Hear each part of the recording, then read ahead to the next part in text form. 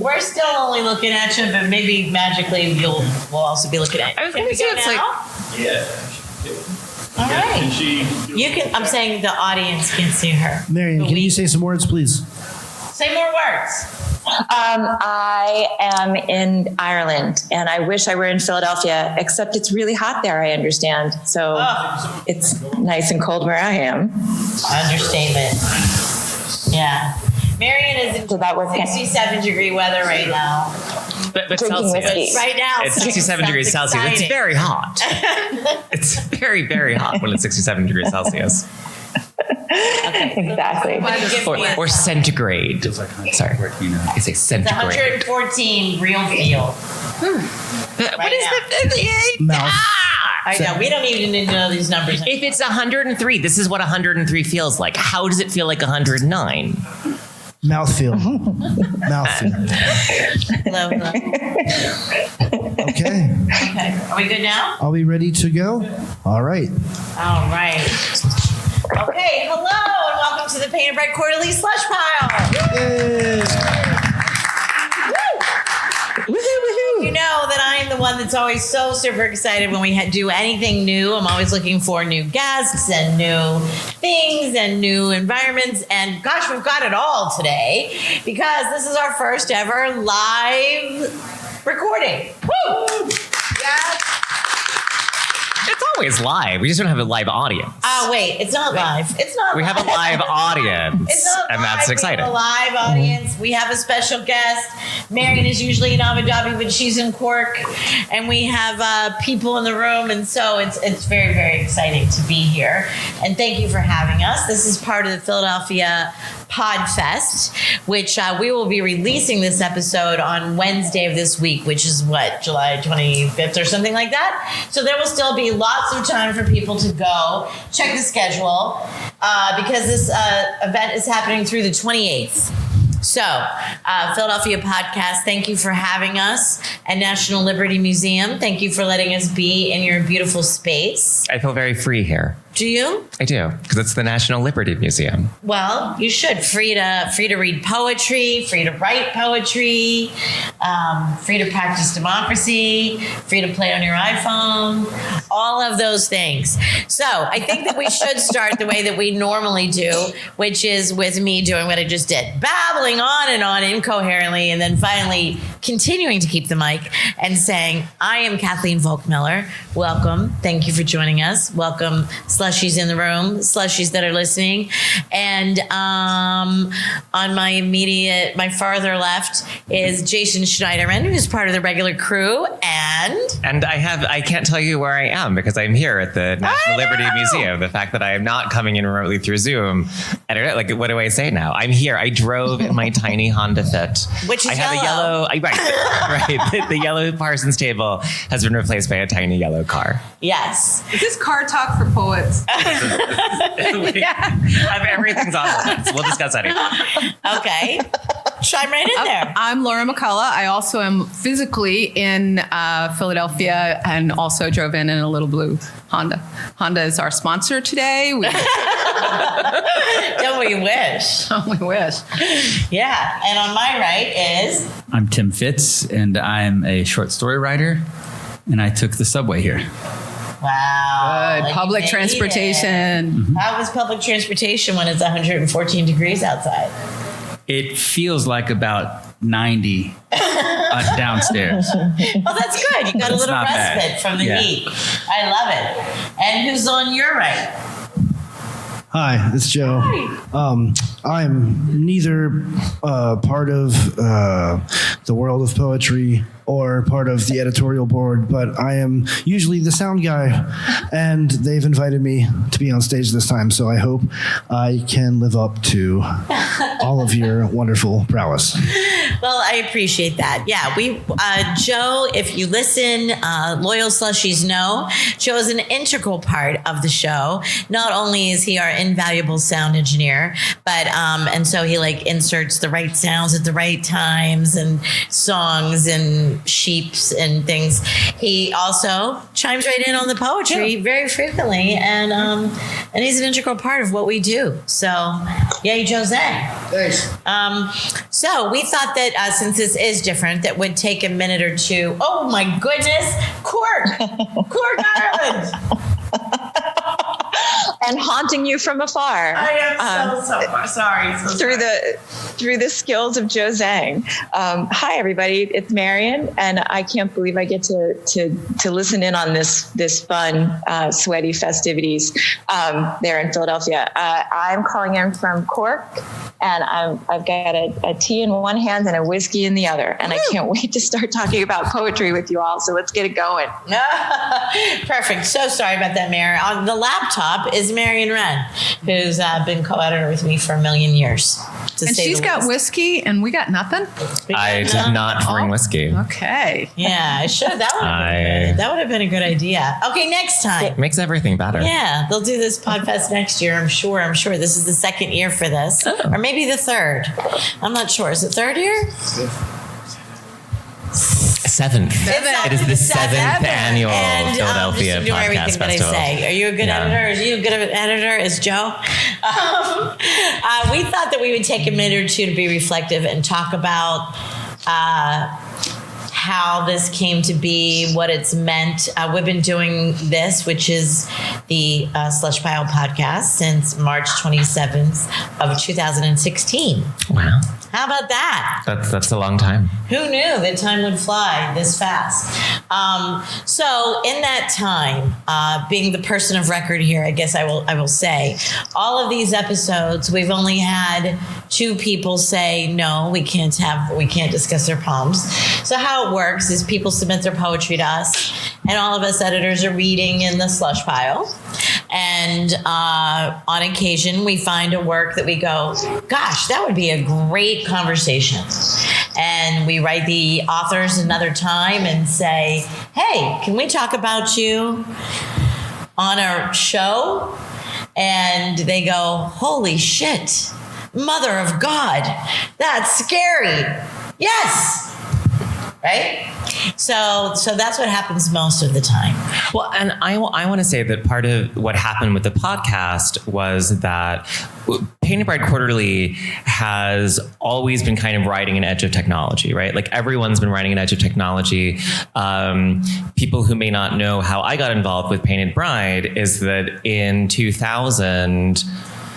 Yeah, it was in 2000. I was a graphic designer at the National Arts Club, and I was doing book design, and Painted Bride Quarterly had gone completely online, and Marion and Kathy were dissatisfied with the only online presence and had decided to create a print and an online presence. And for a while, we actually, in the early 2000s, when there was still a real stigma to things that were online, they still really didn't count in the same way that they do now. I mean, now it's like, if it's not online, it didn't happen.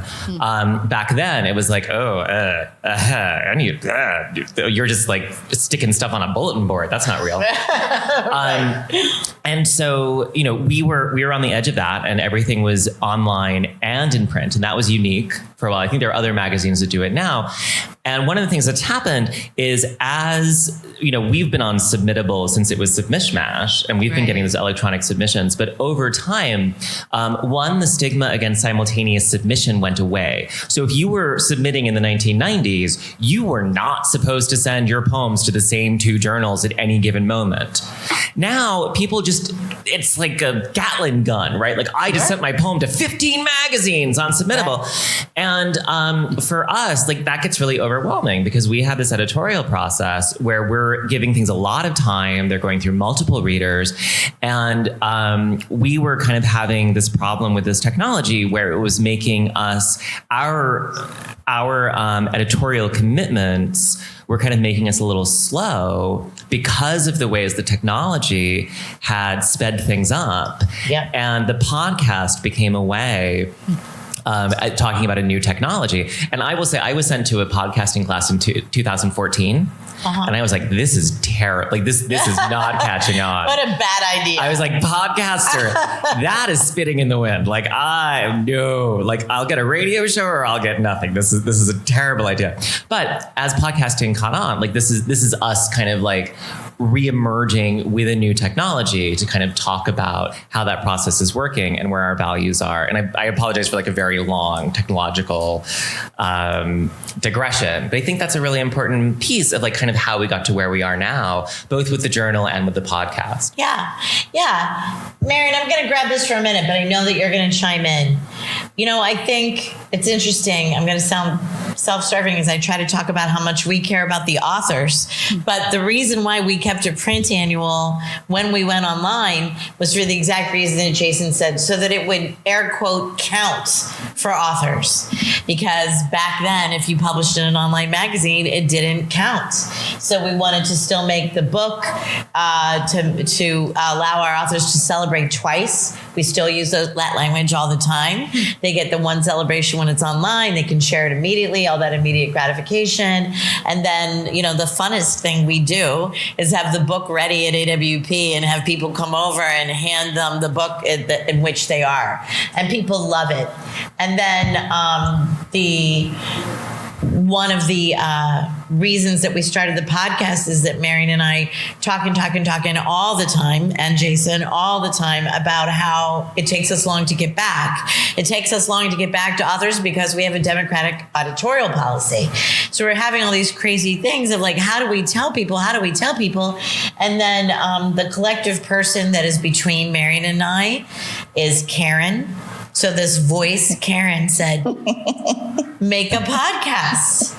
Lift the veil. Show them instead of just saying, well, we have a democratic policy. We blah, blah, blah, blah, blah, blah. Show them what we do. And that's what this podcast has been about. Right, Mare?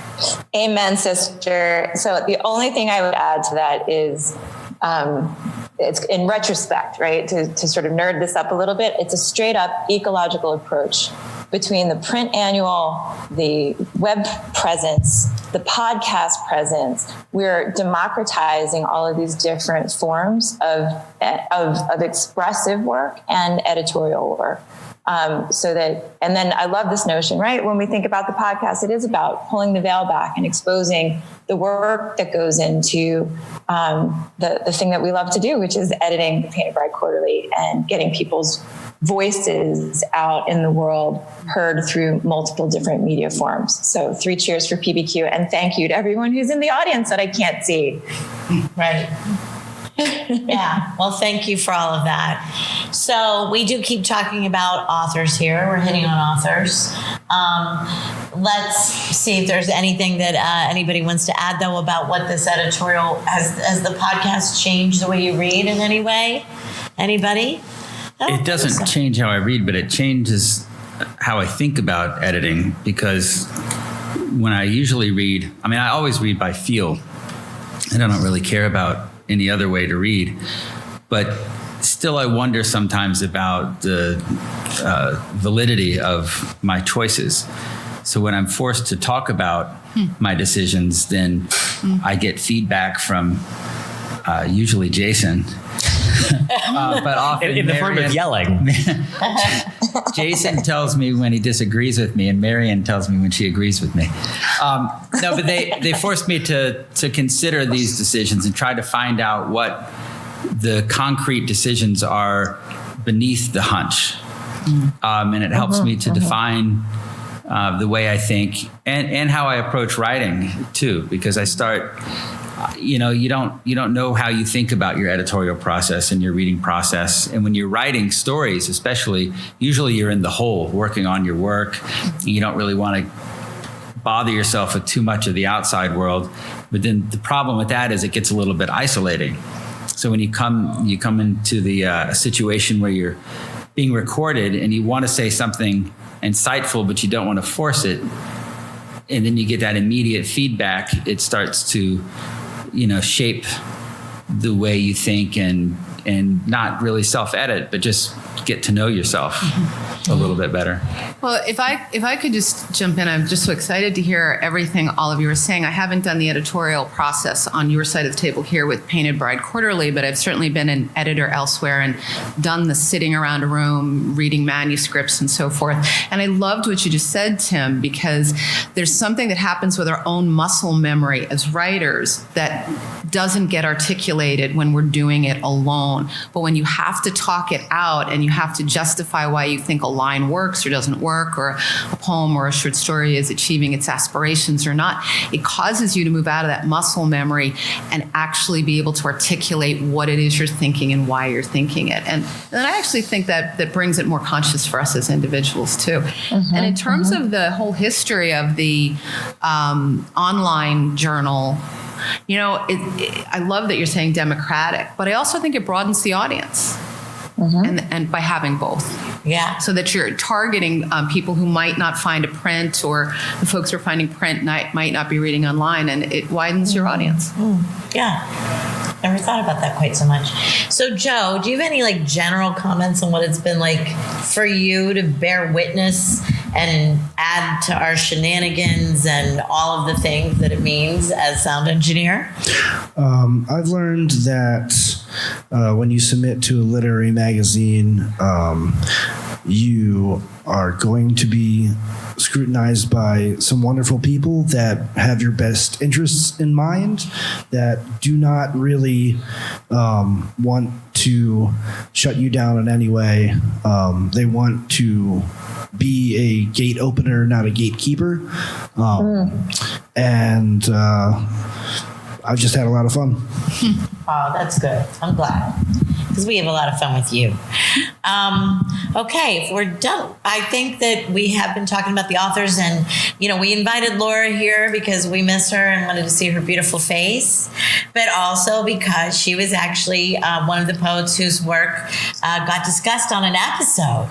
Ooh, and you were early in the games. Yeah. What did we say? Episode 11? Episode 10, 11? Sorry. I know, just sent that to you. Yeah, early. Remember. If you go to pbqmag.org and you put McCullough in the search window, you will see that we've also published her, of course, and gratefully.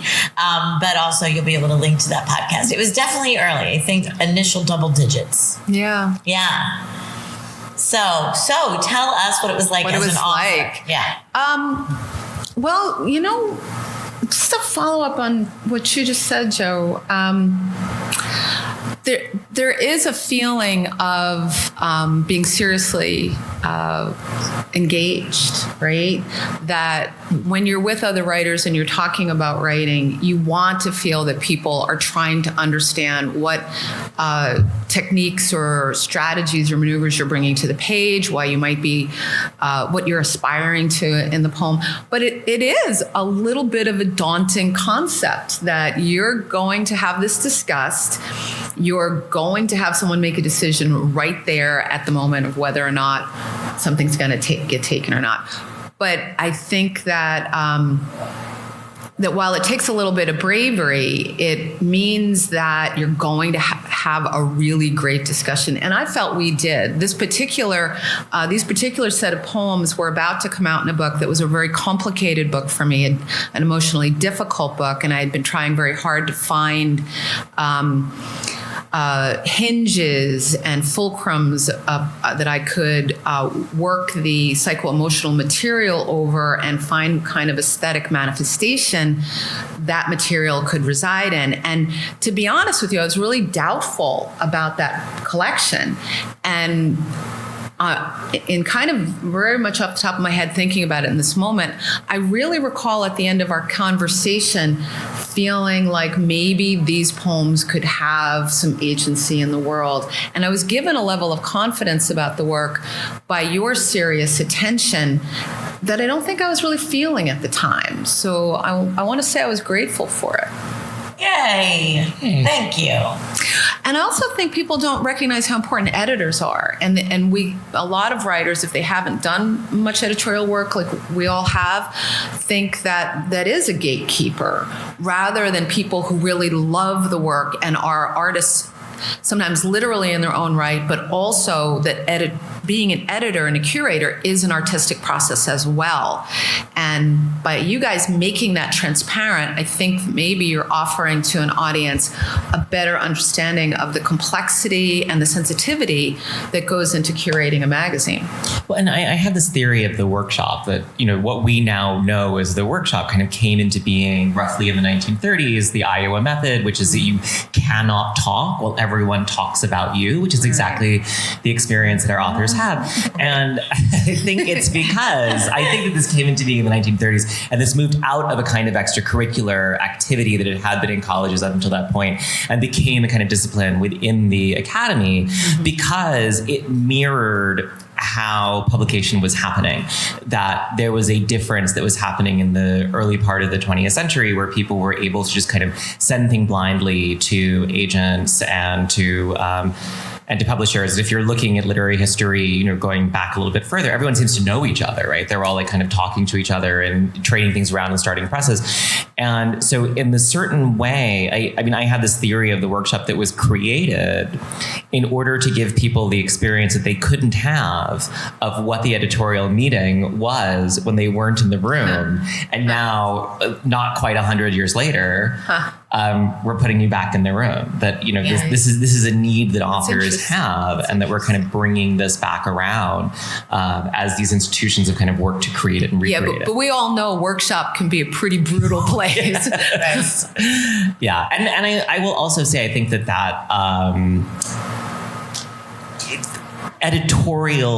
the fact that editorial decisions have become more easily discussed, like in 1998 or 1999 or 2002, if I got a ridiculous rejection letter, like I remember I got one rejection letter that was it was typed on a typewriter and said, sorry, comma, not these.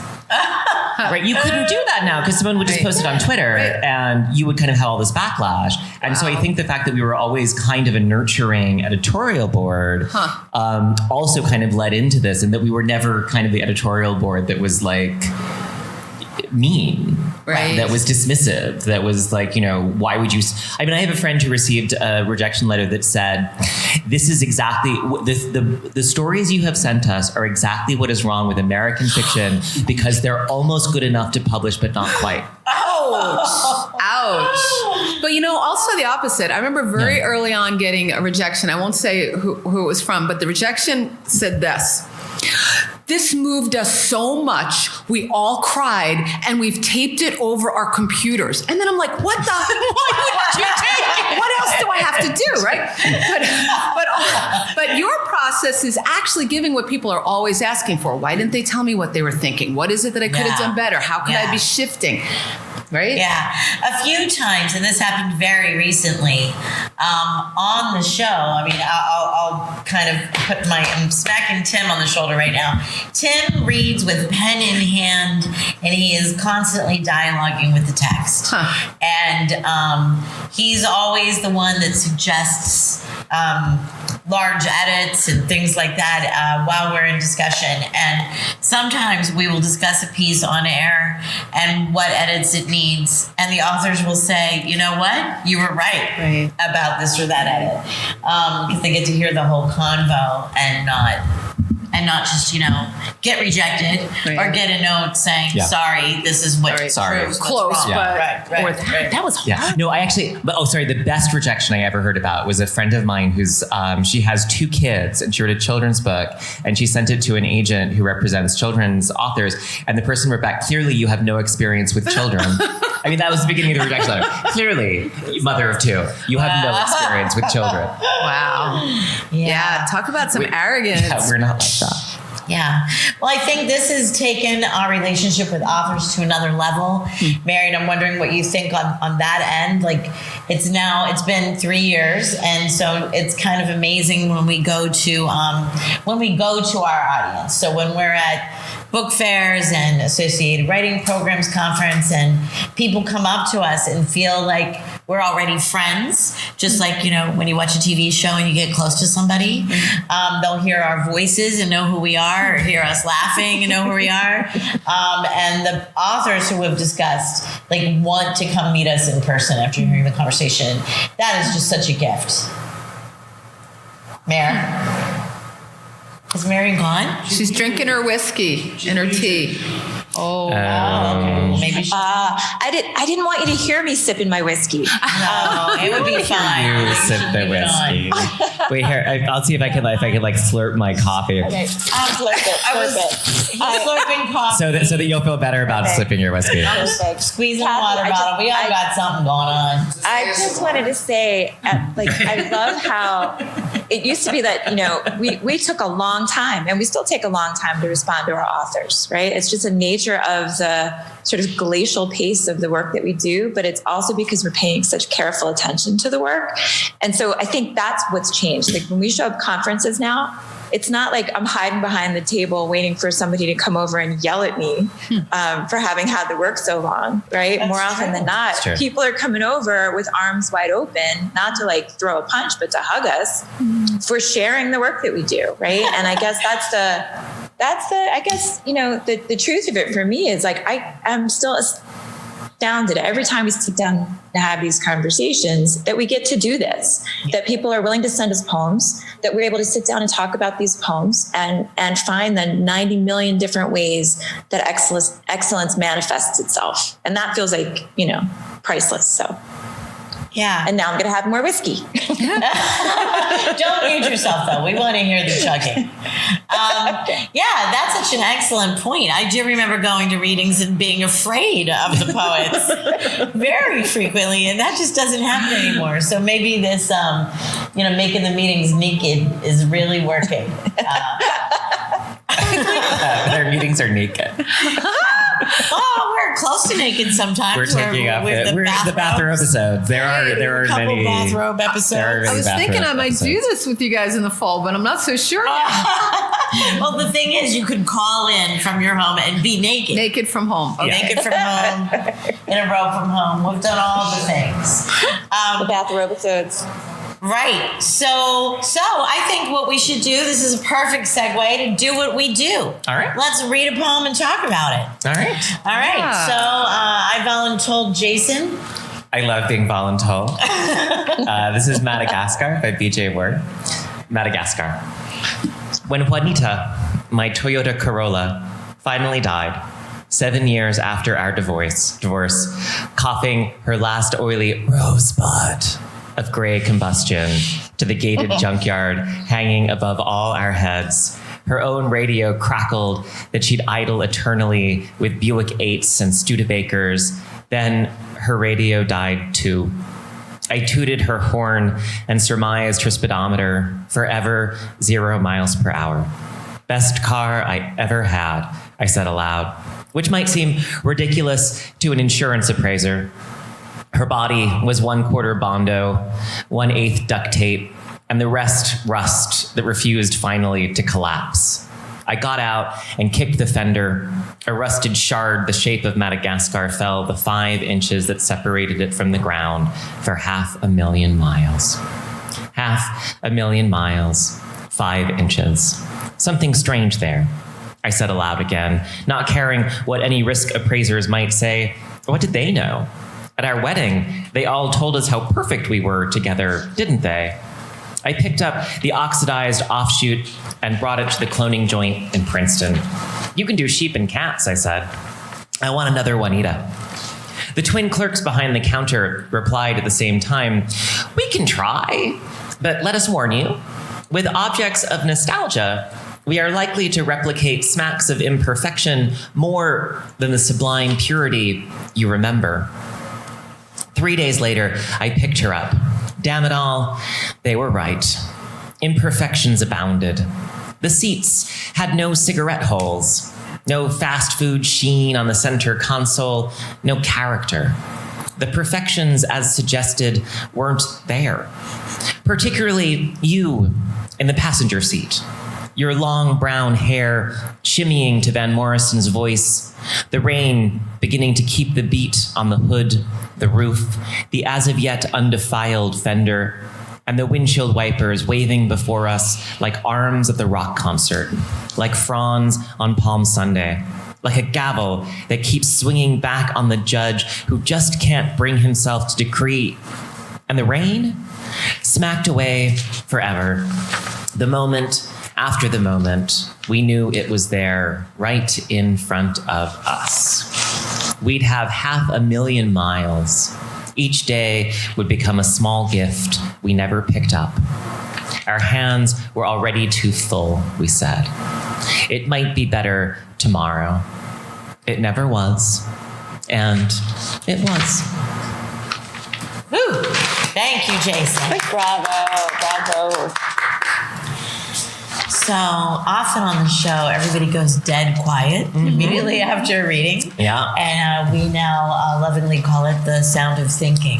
Yes. Yeah. Because everybody's looking at the poem and thinking. When it changes your relationship, because we've read them before, and yet hearing it out loud always changes your relationship. Always changes it. And allow me to say at this moment, because this is a regular episode, those who are listening, please go to pbqmag.org and you can look at the poem. We publish them online after we've made the decision when to release the episode and as part of the podcast page. So you can read along, read ahead, read after, read before, whatever you would like. So this was long for this experience. I was a little concerned about using this one, but yet I found, to use all those cliche terms, I thought it was pretty accessible. Thought it was pretty relatable. Thought there was a lot of good stuff going on in here, and it might make a really good one. So would like to, I think it's time to officially deputize the audience. We're going to officially deputize the audience in the spirit of democracy here at the National Liberty Museum. We hereby decree you are free to vote. You are paid by quarterly editors for the next 22 minutes. So chime in on what you think. And you don't have microphones, but you can run up here and grab mine. So what are we thinking? Well, I would definitely like to jump in, and I first have to make a self-disclosure. So in the literary world, lots of people know each other, and then there's different levels of knowing each other. And when I saw that it was B.J. Ward, I decided really not to read it or think about it ahead of time. I got it, this morning, and to be kind of open to the experience in here. But I want to say from the get-go, he's my literary brother. We both came up under Stephen Dunn. I know him really well, but it also means, and this is both maybe a positive and a caveat, that I know the rhythms. I know the rhetorical and syntactical strategies that he uses. I get pleased at seeing things that are very quintessentially B.J. Ward, the sort of reprisals, the 500,000 miles that returns at the end, the 500,000 miles again, and, how he's using the corolla, as the objective correlative for the issue of the marriage. So there's a lot of wonderful things that I immediately want to really like while also trying to identify things. And I'm like, not so sure about that. Yeah. So I just wanted to start with that. Yeah. Well, thank you for that and for that honesty. Now, often, of course, all these years of us doing this, we know a lot of people too. Right. So we do, usually have a rule that your vote, you abstain if it is your bestie, right? Yeah. But that's also why we have the Democratic editorial policy, right? Because he's I know him too, but he's not a literary brother, right? I thought we had a honor system by which you had to self-recuse if you thought you could be impartial, if you thought you could not be impartial. Like if you know someone and you like this, like really, I think it happens more, or it has happened with solicitations where we love the person and a lot of their work, but then the poem is like, I need to recuse myself because I can't vote no on this poem that I love by this person. And that's never happened on the air. Right? No, that was more in the individual. No. For all these years, I mean, Marion so long ago formed the editorial board in New York, and then Marion has now formed an editorial board in Abu Dhabi. So we often use the fact that we have multiple cities as well, which I don't think we've talked about that on the show very much. Yeah. But sometimes one of us will be at a reading and become enamored of a poem that we hear, right? Not even knowing the person. But when you're in a room and the whole room is smitten, and sometimes you might walk up to the poet afterwards and go, please give me that poem. And then we would, if the poet agrees, we would often send send it to another city so that there would be nothing but objectivity. One of my great accomplishments is that we published the title poem in Wayne Kestenbaum's best-selling Jewish porn films, which I snagged following the reading. There you go. There you go. Well, and I do want to say that the idea of engaging seriously, there are things I might say about this poem that I would say to BJ that I might think are not terribly successful or that require an additional level of consideration. And I don't feel I would need to recuse myself. I can be honest about this poem. I don't fully know what I think yet. Sisters can hopefully, in the best cases, sisters are honest with brothers, right? That's what we hope. There we go. So, but the poem itself. Then next thing you know, you're putting the masking cave down the middle of the bedroom. I don't know. I mean, I love my siblings, but luckily I'm not sleeping in any rooms with them. So there's a lot to love here. I'm going to start with love. Yes, I'm going to start with love in that title, and how Madagascar relates is that it's a piece of Juanita that has fallen off. I started part of this conversation by saying this is 2 1/3 of a page long. Mm-hmm. Doesn't feel like it at all. Each piece speaks to the next piece. I move right along. I love what we narrowed down to. There's just a lot. I had problems with the Madagascar. Do you? I do. Yeah. I'm like, why choose this island? It's where most of the vanilla on the planet comes from, but I'm not sure how that. So I actually was asking questions about that. I only know the shape of Madagascar from playing Risk. I mean, on the Risk board, right? Madagascar is an important gateway back and forth between the continents. Madagascar. This poem annoys me to no end. Not so much the content. I think it's very well written, but to think about nostalgia and to compare a past relationship to a car, it's sad. You should really just... Nostalgia is a dead end. Who cares? But I think that's what the poem's about. I mean, I think the poem is saying that they're nostalgia. That's why it annoys me, but I like it. It makes me very annoyed because I find myself, and everybody probably finds themselves, clicking on things on the internet about exes or different parts of their life that is like, what am I doing? I could be reading, I could be working out, I could be doing anything else, as opposed to revisiting something that has ended. And A Shape of Rust reminding you of something. Everybody sees reminders of their past all the time. And I try not to allow myself to wallow in that situation too much. It just does not seem productive to the human condition. That's just how I feel. It's so interesting that you should say that. It makes me want to bring up again the knowing of BJ as a poet, because if any of us know the oeuvre and know a lot of the other poems, part of the reason that I might sidle up more readily to this poem maybe than you would is because I know he's got other poems about cars too. So I know they've shown up, and there's cars about where the speaker is working with their dad on the engine and how that engine is a way for them to communicate with each other. And so I probably end up a little bit more sympathetic to the car right off the bat because of that. I really liked the way that it kind of set you up for the surrealism, so that when they're cloning the car, it's very light. There's no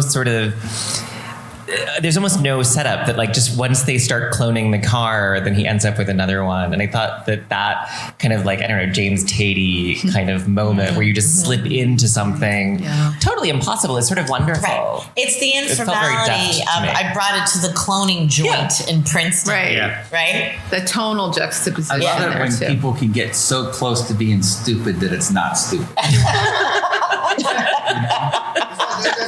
The execution is really great. If he doesn't, if not for that stanza there, then it's ridiculous. But then he takes you along for the ride. Right. And then it turns out, I really enjoy. It seems to be about the impossibility of relationships and the impossibility of grief. Mm-hmm. And the impossibility of seeing the beauty of present imperfections in people around us, and probably ourselves too, but and how necessary they are for our character. But for some reason, we can't do that in the moment. Yeah, and you can't recreate it, and so it becomes. But I do get the idea though that there's a shift that's taken place in this character, and that there is a point in your life where you do start to become more forgiving of things that were once irritating, or you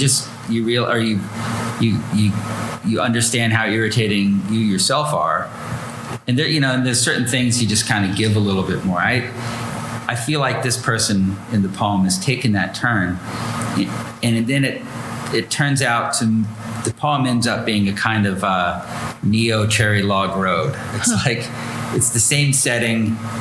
It's decades after those initial flashes of eroticism have worn off, and then you get how those initial flashes affected him as a person, without being in getting close to being corny at that one, but saving it, but without being sentimental or cheesy about it. Well, and I think that what the replacement car or the clone car does is, because the first times I read it, I was sort of frustrated that the car disappears. That like once he's in the cloned car, it then goes back to being all about the relationship. But I think that as I spend more time with the poem, kind of what I love is that the replacement car, which is not the original, is actually what brings back the memories that are not there and are wrong. That as long as the car is actually still, as long as Juanita's Juanita and is the original object that's falling apart, that is, kind of crumbling to dust, he can't actually grieve the relationship. But then once he's in kind of the replacement clone car, the car disappears, and then the relationship returns. So I thought that was really powerful. Yeah. Although I would cut it never was and it was. I think I would end with it might be better tomorrow. Yeah, that's it. I'm sorry. I was just going to say that moment that you're talking about when the perfections as suggested weren't there, particularly you. Right. That's a great moment. What a great key turn, right? Yeah. So I want to bring up something a little, I hope it doesn't sound like nitpicky, but it's so early in the piece, and then I keep waiting to see if it's going to do something. The allusion to Citizen Kane with Rosebud, right? What that makes me think of, and I don't know if it made anybody else think of this, is the whole cloning thing, and then having the new good version is not as good as the old version. Isn't that also related to the movie Solaris? And wasn't there even more than one version of that film? Oh yeah, they remade Solaris. Yeah, right. But so I kept thinking, oh, there's going to be another film illusion, or and that does Rosebud does just hang, but maybe it brings up, and then it makes me wonder whether it's earned that film illusion. Marion, we don't want to ignore you out there. No, I'm just really glad. I'm glad to hear that Laura just mentioned the Rosebud thing too, because it strikes me that there's he's playing sort of almost like a cinematic juxtaposition of images here. And there's a pattern in it. So it feels as if Rosebud's random, but it also is the invitation to think cinematically. So here's a for instance. If you jump down to, The Shape of Madagascar, fell the 5 inches that separated it from the ground for 500,000 miles, line break, space, 500,000 miles, 5 inches. That weird, wonderful space strikes me as an interesting kind of chiastic stitching, right? Because it's the two pieces sort of repeated, inverted, or just repeated, but something strange is happening with this doubleness, repetition, reintroduction of images. And so that for me, it's weird when the car comes back, it almost comes back in the beat of windshield wipers. Right. So it's swing one way, the windshield wipers are raving before. It's like a rock concert or palm fronds or that judge. And then the beat of the windshield wipers drops you down into the end of the poem. So much so, right, that it's you can't cut it never was and it was, because it's still the swing and the beat of these windshield wipers sort of pausing through, right? So I feel like I'm working I'm working with the poem, and it's working on me to stay in this rhythmic, imagistic beat, right? This sort of back and forth of not just nostalgia, but ambivalence, like a deep and abiding ambivalence that then gets released, right, at the end of the poem, right? It might be better tomorrow. It never was, and it was. And well, rhythmically, I think that was a really interesting observation, both in terms of what's actually happening and in terms of the sonics. Not wanting to intrude myself into the poem, but it really makes me start to even interrogate further the efficacy of the title and thinking that there might be something that could push forward the wipers or components of the car more directly. Instead of such a distant thing as Madagascar. Well, maybe he's just mad at gas car. I was thinking that, Jen. I'm with you, man. Right? I'm with you, man. Well, I don't know if we'll ever look at windshield wipers the same again. And I mean that in a good way. Smacked away forever, right? I feel like it earned the never was and it was for me. But I actually love that gavel too. So it's really interesting what you pointed out, how much work those windshield wipers are really doing. And even the hands keep coming up, right? We've got hands going.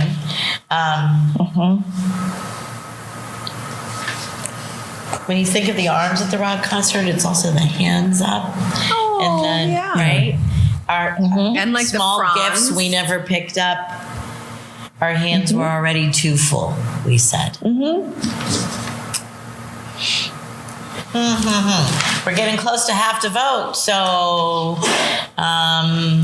I also really like the way that the rhythms of speech kind of spool out. I think that the way that the line is constructed, it's not exactly like a 4. It's sort of a 3 to 4 beat line, but the way that the syntax is being cut against by the line, the twin clerks behind the counter replied at the same time. We can try, but let us warn you, with objects of nostalgia, we are likely to replicate smacks of imperfection more than sublime purity. You remember, like there's the way that it's cut against the syntax with the line. I think is really skillfully done, and I think that's part of how. The motion of the poem is able to kind of go from these sorts of very, very different places without feeling forced. And you also caught for me there's so many little places where language is repeated, the 500,000 miles, but also the smacks got repeated, which was nice. And I'd like to highlight some of the lines in as we go into this last large stanza, both imagistically and in terms of the lines. The seat said no cigarette holes, no fast food sheen on the center console. There's wonderful sibilance in those lines too. No character, the perfections. And again, that cuts across the syntax there. Yeah. And I don't know if this is like here or there, but there's such a sort of Gen X image system from like Van Morrison and Rosebud or Citizen Kane as kind of like these marks of erudite cultural consumption to like the concerts, the Toyota Corolla, to just the obsession with, do kids care about duct tape anymore? Is duct tape like a punchline? The way that it was for... People MacGyver, yeah, there was a whole duct tape thing with adolescents like about 5-6 years ago where they made like a lot of stuff out of duct tape. Yeah, people wear prom dresses made of duct tape, wallets. That's so millennial. Yeah, okay, so I'm going to stick with Gen X. Well, and BJ is someone who uses a lot of popular culture references and Americana and class issues. Yeah. So those of you who are new to us listening in right now or in the room, we can go on and on and on. We can discuss 2 poems for an hour. But time, more than our conversation, I think we could keep talking about this. Time is forcing us into a decision, y'all. So anybody who listens also knows, our loyal slushies, that we flip thumbs. And we do a 1, 2, 3 shoot kind of thing with a thumb up and a thumb down. There is no middle ground. And audience members, please vote as well. And you can't give like, here's the thing I think, but no, there's nothing. No, this is you have to stand behind your convictions. Yep. You have to say yay or nay. Can you say yay or nay, but you also think That's the discussion.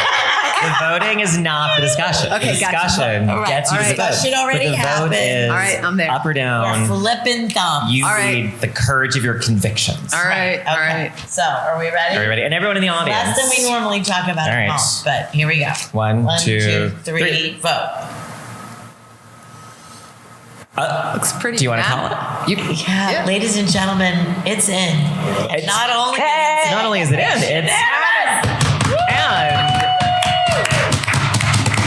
I think this is the largest number. Well, this is the biggest meeting I've been at with the deputization. Yeah, of the, yeah. audience. So I think this may. I think he may also have the distinction of receiving Woo! Thank you, more BJ yes votes Ward. than are usually out there. Okay. So we record twice a month and we release twice a month, but this month this is going to be a bonus episode, and it's coming out on Wednesday. So thank you, Marion, thank you, Jonathan. Happy anniversary! Happy anniversary! Thank you. Happy anniversary. Thank you for taking the time out of your evening to spend with us, and thank you for being here, and thank you for being here, Laura, and everybody else, and Philly Podcast Festival. Woo-hoo! Woo-hoo. Keep reading. Yeah.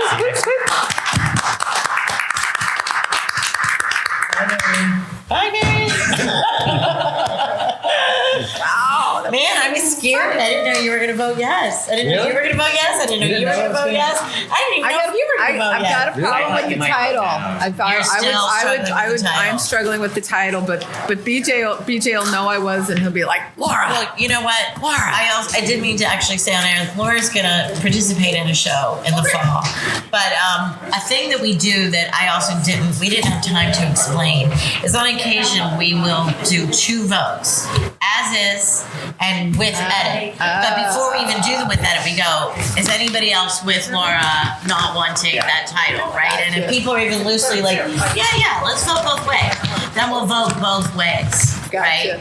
Interesting. And what I was actually starting to say to Tim had really like attacked upon, and I was saying it was way too drastic of a cut. Oh,